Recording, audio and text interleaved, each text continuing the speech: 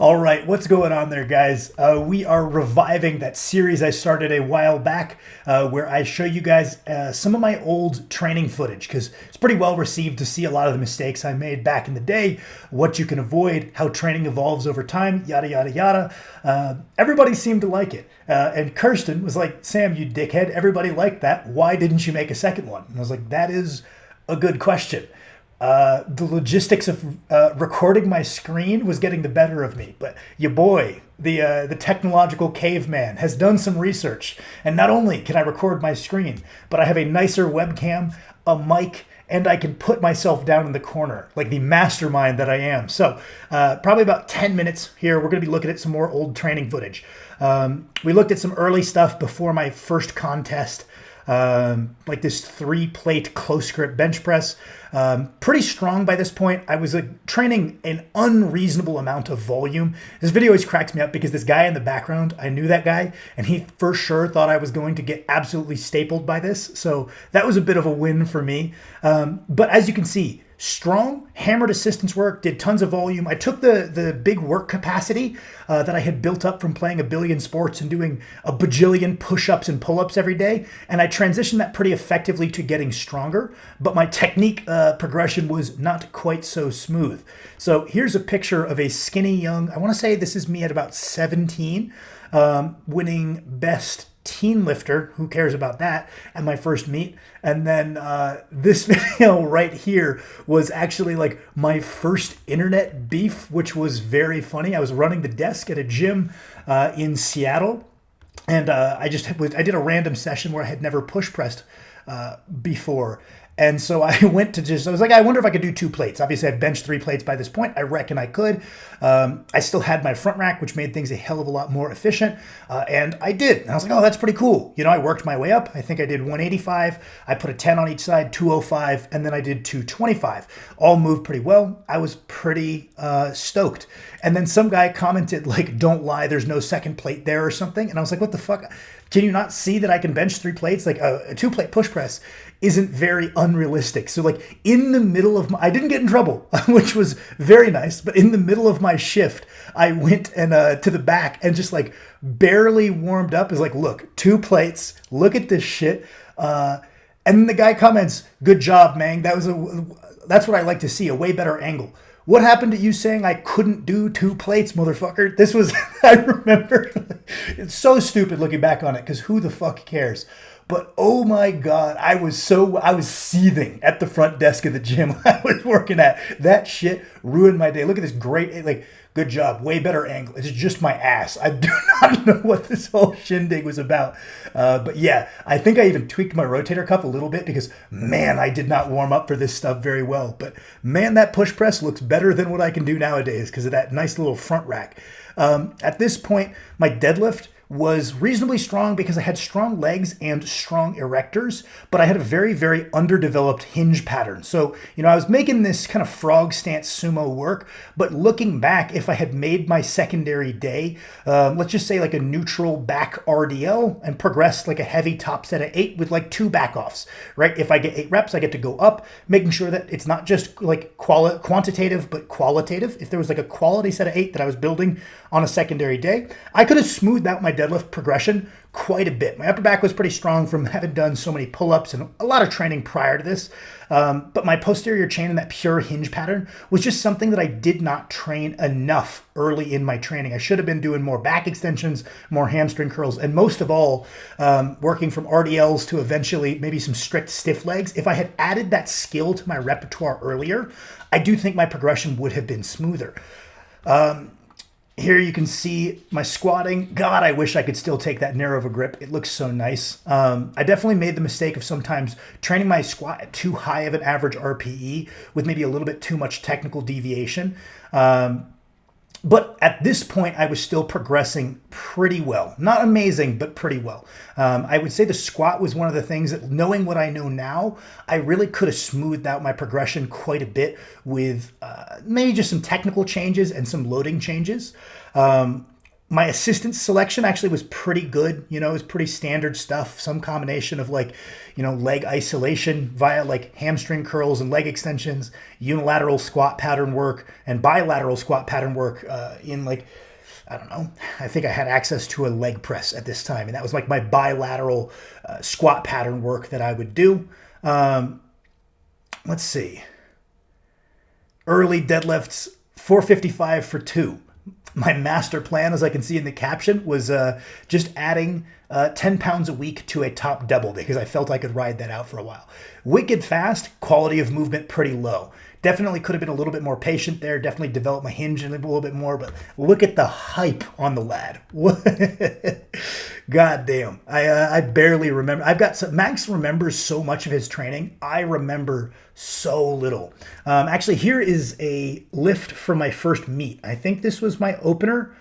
I don't think it was 472. I don't think that's, it might be right actually. I would have to check my open powerlifting, but I ended up rushing through my warm-ups pretty badly because I timed it wrong in the back. They were just like, Sam, you're up. And I was like, I had only pulled 2 plates. So I ran out there, pulled my opener. And I think I ended with 520 pounds, which actually moved really good. I wish I still had a video of it because while there was a lot of problems with my technique, I did peak relatively properly. I built up a lot of fatigue. I hit my last heavy single, and then I decayed that fatigue and was able to exceed my heaviest training result pretty smoothly. So there was some good ideas there. There was some bad ideas there, but it ended up working out okay, I guess we don't really need to watch all of this kind of junky squatting. I wonder if there's anything else interesting here. I believe here was my 3rd squat attempt from that first contest, 452 pounds. Shot called 535 in the next meet. That, I'll give you a spoiler. That shit didn't happen. Because like I said, this was actually one of my first pretty hard plateaus was the high 4s on the squat. I definitely will go into more detail next one because I think next one's when I was starting to really run into that plateau pretty hard. Going into detail about what I could have done differently and how I would have avoided it. Was working on some front squats here because I had hurt my rotator cuff because I was asked to throw a javelin in a track meet because I was doing track simultaneously at this point. I had never thrown a javelin before, but we needed like overall team points for districts. And I was like, hell yeah, I'll just go huck that shit. And I went out there, I threw that shit like end over end, solid 100 feet. Got a couple of points for my team for districts or whatever, and absolutely torched my rotator cuff. Pretty bad to where it did kind of slow down the rate of progression I was seeing on my bench press, and it also gave me some lasting problems on the back squat. Not too long lasting, but I found that I could work around it by training front squats. Pretty reasonable, kind of goes with what I like swear by today, which is, hey, don't train through, train around. Find ways to get in difficult training while allowing that injury to subside.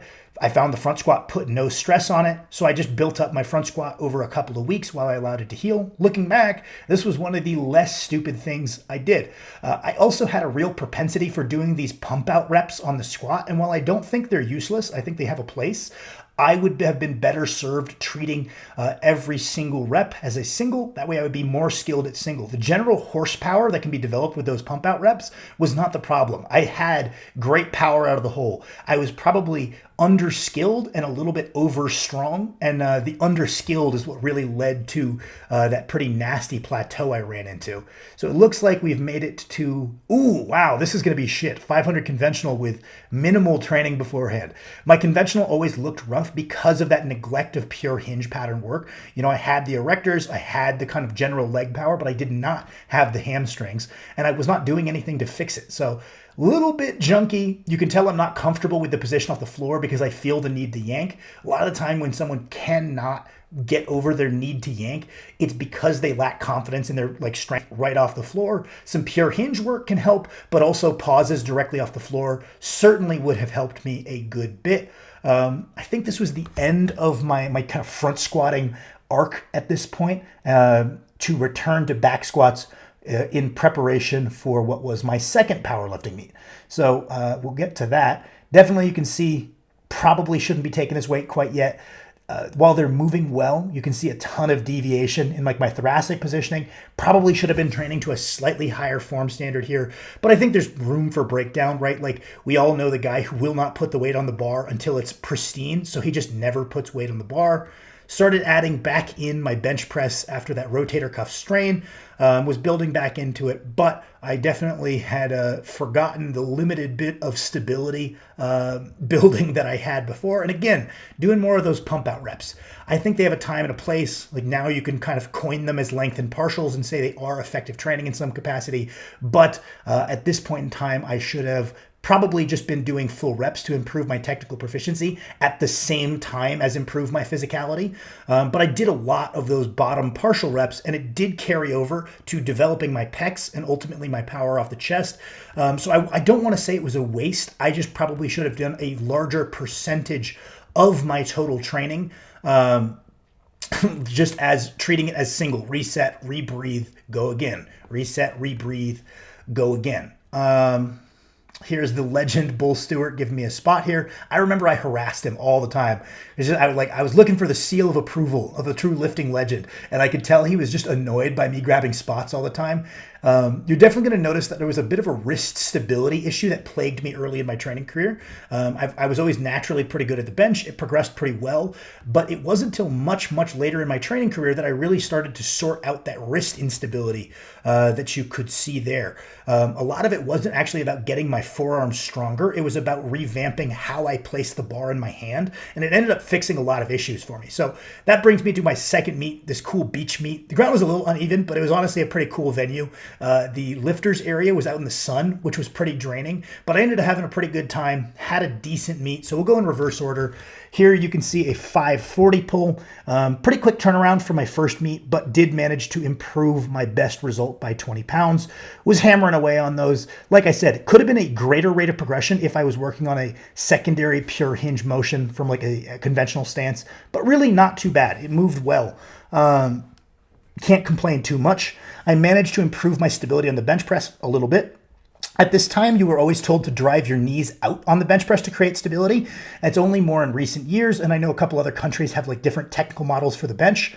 Ooh, it looks like my butt might have come up there, but I'm glad they didn't call me on that. But I was always told drive your knees out to create stability. It wasn't until later in my career that I learned that also another way you can create stability at the hip is to squeeze your adductors in and squeeze the bench with your knees. I think when I was a little bit thinner like this, that squeeze in strategy to create stability would have worked better for me here. And a little bit more of a straightforward toe angle would have allowed me to drive my leg drive in the direction we want. We don't want upward leg drive, like you can see my hips shooting up. We want our leg drive to be as if we're trying to slide backwards towards where that head judge is. So there's definitely things that could be better here, but I have tightened up my setup a little bit. As you can see, the back tightness is reasonable. I don't think I bleed too much at the wrist here, though that is a reoccurring issue. Yeah, still a little wobble at the wrist, and that won't be sorted until closer to 405. This was 325, moving okay in contest. Like I said, I think that I could have improved my thoracic mobility a little bit here, and I definitely could use a different technical model for how to create stability at the lower body. I would like to see those feet running a little bit more parallel with the bench and the knees squeezed in, and I think I could have been a little bit better there. And then I believe this is 468. I don't remember if this was my second squat or if I got a fourth, because the AAU is like the USPA for state records. They might give you fourths. I don't remember, but I remember being surprised by this because my training leading up to it, I missed a lot of lifts. But again, I peaked well. I understood that part. It's like, hey, we're going to accumulate a lot of fatigue. We're going to feel kind of shitty. And if you can keep your numbers going up while we feel shitty, while we have a lot of fatigue, then when we decay that fatigue, predictably, we'll be able to exceed that training best on the platform and reliably know when we're going to have our best day. I understood that, and that actually came through on the squat here. Then I jumped to 501. Don't know if it was a third or a fourth. I ended up missing it. That was just the kind of the rookie mistake of wanting square numbers instead of building the total. If I was smart, I probably would have taken something in between, right? Oh, this moved well, but it's not, oh, you're guaranteed 500 well, and nothing in my training was telling me that I was guaranteed 500. I should have taken a slightly more conservative squat and built up my total a little bit more rather than treating each each lift as an individual event where I was trying to maximize what I was trying to get. So that's been the episode 2 of these. If you guys like these, I can do them a little bit more. Thoughts were a little scattered this time. I might pre-open the videos next time so I know what's coming instead of scrolling through them. But let me know what you think. Let me know if you want to see any small changes to this little series. I appreciate you guys as always. And also, if you want to support the channel, I do have the Patreon in the description. Thank you for you guys on there. There's not much on there, so it's truly to support the channel. I appreciate you fellas.